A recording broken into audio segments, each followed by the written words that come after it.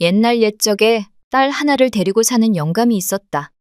이 영감은 어찌나 거짓말을 좋아하는지 허구한 날 동네 사람들을 불러다가 술 대접을 하면서 그들이 해주는 거짓말을 듣는 것이 그의 가장 큰 낙이었다. 하지만 매일같이 새로운 거짓말을 늘어놓는 일도 쉬운 일이 아니었다. 그러던 어느 날 영감은 원 없이 거짓말을 들을 수 있는 기막힌 생각을 떠올렸다. 거짓말 3마디만 제대로 하는 놈이 있으면 내 사위로 삼겠다. 이렇게 소문을 낸 것이다. 그 집이 한다 하는 부잣집인데다가 딸도 참하기로 소문난 터라 거짓말 깨나 한다는 작자들이 하나둘 모여들기 시작했다. 하지만 수많은 지원자 중에서 거짓말 3마디를 제대로 할 수 있는 사람은 아무도 없었다. 그 이유는 영감이 3번째 거짓말만큼은 절대 인정하지 않는다는 것이었다. 2번째까지는 깔깔거리며 거짓말을 인정하다가도 3번째만 나오면 그래, 맞아. 나도 그때 거기 있었는데 못 봤는가? 하며 능청스럽게 사실이라며 인정하는 바람에 성공하는 이가 아무도 없었다. 자기가 듣고 싶은 거짓말을 실컷 듣고서 말이다. 그때 마침 어려서부터 고생하며 머슴살이를 하던 한 총각이 이 소문을 듣고 도전하기로 했다. 거짓말 3마디만 제대로 하면 부잣집 사위가 돼서 잘 살 텐데 말이오. 뭐 좋은 거짓말이 없으려나. 며칠을 곰곰이 고민하던 총각은 갑자기 무릎을 탁 쳤다. 옳거니. 이렇게 하면 되겠구먼. 그 길로 영감을 찾아간 총각은 당당히 말했다. 영감님, 거짓말 3마디만 하면 사위 삼아 주신다지요? 그럼 그렇고 말고. 그래, 자네는 거짓말을 잘하는가? 썩 잘하지는 못해도 그냥저냥 조금은 합니다. 어디 한번 해보게나. 총각은 자신만만하게 첫 번째 거짓말을 시작했다. 지가요. 예전에 조선 팔도를 안 돌아다닌 곳이 없구먼요. 그러다 몇 년 전 가을에 논산을 내려갔는데 어떤 마을에 은진미륵 돌부처가 높다랗게 서 있더라고요. 근데 그 돌부처 머리 위 나뭇가지에 배가 주렁주렁 열렸지 뭡니까? 배가 아주 노랗게 익었는데 너무 높아서 따먹을 재주가 없더라는 말씀입니다. 허허, 그래서 어찌하였느냐?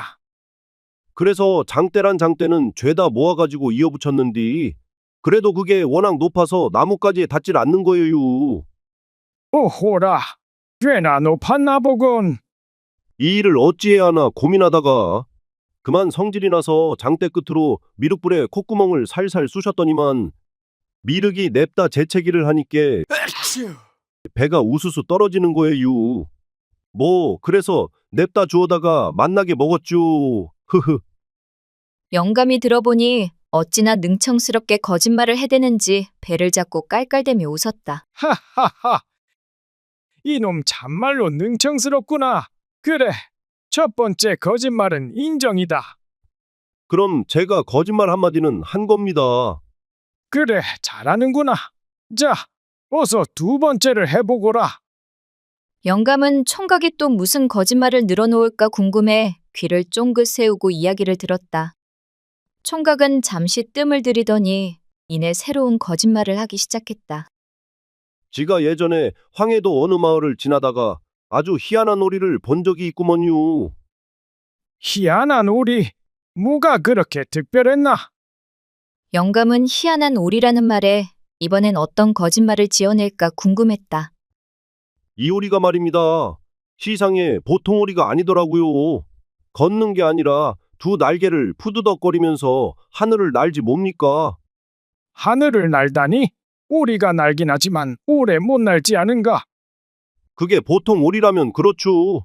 그런데 이 오리는 아주 어릴 때부터 마을 대장장이가 날개에 쇠를 달아서 단련을 시켰더라고요. 야도 처음에는 당연히 못 날았는디 매일같이 날개 힘을 키우니까 어느새 독수리처럼 날아다니더라니까요. 어찌나 신통방통하던지요. 하하, 그럴 수도 있겠지. 그래, 그래서 그 오리가 얼마나 힘이 좋은지 나중에는 하늘을 나는 건 물론이고 사람도 태우고 이리저리 다니더라고요. 저도 그 오리를 타고 장에도 댕겨오고 심지어는 바다 건너 중국까지 여행을 갔다 왔다니까요. 이놈아, 이건 정말 새빨간 거짓말이다. 세상에 그런 오리가 어딨냐? 그럼 두 번째 거짓말도 성공이죠? 맞죠? 영감이 박장대소하며 무릎을 쳤다. 이놈, 거짓말하는 재주가 보통이 아니구나.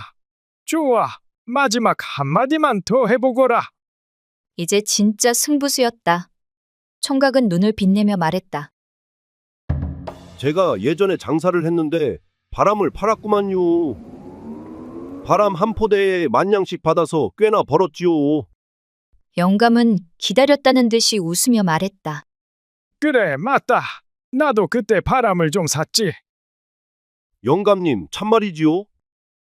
아, 그럼 참말이고 말고. 영감은 이번에도 세 번째 거짓말을 듣자마자 어김없이 사실이라며 잡아떼기 시작했다. 그러면서 슬슬 총각을 돌려보내려고 하는 찰나 총각은 배시시 웃으며 말을 이었다. 맞습니다. 지가 영감님한테 바람을 3포대 팔았는데 그때 외상으로 드렸던 거 기억나시죠? 저 그 돈 받으러 왔잖아요. 자, 한 포대에 10,000냥씩 30,000냥입니다. 이제 바람값 주시지요. 뭐라고? 나 참 기가 막혀서. 영감은 그만 어안이 벙벙해서 입을 다물지 못했다. 바람값 30,000냥 주시라고요. 제 말이 거짓말입니까? 사실입니까? 영감님? 거짓말이면 사위가 될 테고 내 말이 참말이면 30,000냥을 주시면 되고요. 영감은 총각의 꾀에 꼼짝없이 걸려들고 말았다.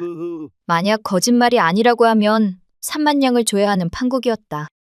결국 영감은 할 수 없이 총각을 사위로 삼았다. 그렇게 해서 총각은 부잣집 사위가 되어 그 집에 들어가 같이 살게 되었다. 그런데 기쁨도 잠시 영감은 매일 아침이면 눈 뜨자마자 사위를 불러 앉혀놓고 거짓말을 시키는 게 아닌가? 사위도 하루 이틀은 그러려니 했지만 끝도 없이 거짓말을 지어내려니 이건 도저히 못할 짓이었다. 이제는 거짓말에 걷자만 들어도 속이 울렁거릴 지경에 이르렀다. 내 이대로는 참말로 못 살겠네. 눈 뜨자마자 거짓말부터 해보라고 시키니. 아니, 거짓말 못 들어서 죽은 귀신이라도 씌었나. 저 양반 버릇을 이참에 지대로 고쳐야겠는디. 무슨 좋은 방법이 없나 몰라. 그렇지 않으면 영감이 죽을 때까지 곁에서 거짓말을 해달라고 성화를 부릴 게 뻔했다. 거짓말이 지긋지긋해진 사위는 머리를 쥐어뜯으며 어떻게든 영감의 버릇을 고칠 궁리를 하기 시작했다. 그러던 어느 날 사위와 장인은 함께 산에 나무를 하러 갔다. 그런데 나무를 한 짐에서 싣다 보니 묶을 끈이 없었다. 아니 이놈아, 끈도 없이 나무를 하러 오면 어떻게 하느냐? 이 정신머리 없는 놈. 깜빡했습니다. 얼른 집에 가서 가져오겠구먼요. 여기서 잠깐만 기다리고 계셔요. 사위는 두 주먹을 불끈 쥐고서 집으로 뛰어갔다. 그런데 장모가 보니 멀리서 사위가 숨을 헐떡이며 뛰어오는 것이 아닌가. 아니, 자네 무슨 일이길래 그렇게 급하게 오나? 그때 장인을 혼쭐 내줄 생각이 번쩍 떠올랐다. 이번이 기회다 싶어 장모에게 거짓말을 늘어놓았다. 장모님, 이 일을 어쩌면 좋습니까? 아주 큰일 났구먼요. 아니, 뭔 일인데 그리 난리야? 장인이 나무를 베다가 그만 머리에 맞아 돌아가셨습니다. 이러고 있을 때가 아니고 얼른 산에 올라가 보셔요. 뭐라고? 아이고, 이게 웬일이야. 영감이 죽다니. 장모와 아내는 엉엉 울면서 산으로 뛰어갔다. 그런데 먼저 앞질러 도착한 사위가 두 주먹을 불끈 쥐고 헐떡거리며 뛰어오자 영감이 타박을 했다. 인서가 아무리 급해도 천천히 오지 왜 그리 야단이냐? 장인어른, 천천히고 뭐고 큰일 났다니까요. 지금 이러고 있을 때가 아니라고요. 얼른 집으로 내려가 보셔야 해요. 아니 왜 그러느냐? 지금 난리도 이런 난리가 없다니까요. 장모님이랑 마누라가 콩을 볶아 먹다가 불을 내서 집이 홀랑 다 타버렸다고요. 뭐라? 내 이것들을. 영감은 화가 머리끝까지 치밀어 작대기를 들고 집으로 뛰어내려갔다. 그런데 그때 산으로 헐레벌떡 올라오던 장모와 딸과 딱 마주쳤다. 영감, 이게 어떻게 된 거예요? 나무에 맞아서 죽었다더니 어찌 살아있네? 아니, 이놈의 여편네가 집은 어떻게 하고 뭔 헛소리를 하는 게야? 집이 뭐 어째서 그래요? 쿵 볶아먹다 집이 홀라당 다 타버렸다며. 아니 멀쩡히 잘 있는 집이 타다니 그건 또 뭔 말이래요? 그럼 아냐? 그제서야 사위가 거짓말을 한 걸 눈치챈 영감이 사위를 노려보자.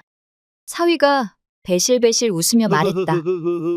장인어른이 그렇게 좋아하시는 거짓말 한번 했구먼요. 그러자 영감이 어찌나 혼이 났던지 다리에 힘이 풀려 주저앉았다. 그제야 깨달은 영감은 기가 막혀 혀를 내둘렀다. 야, 이놈아, 너 다시는 거짓말하지 마라. 아이고, 10년 감수했다. 정말이죠? 지금 분명히 거짓말하지 말라고 하셨어요. 저도 이제 하라고 하셔도 2번 다시는 거짓말 안 할 거구먼요. 흐흐흐. 오메, 내가 미쳐불어. 당신 그리 거짓말 좋아하더니 꼴 줬소. 그 사람은 그렇게 장인의 버릇을 고쳐놓고서 오래오래 잘 살다가 엊그제 죽었다고 한다. 안녕하세요. 이야기 들려주는 새벽입니다. 거짓말 잘하는 사위 즐겁게 보셨나요? 다음 영상에도 더욱 흥미로운 이야기로 찾아뵙겠습니다. 다양한 여러분들의 의견도 남겨주세요. 구독, 좋아요, 알림 설정 부탁드려요. 감사합니다.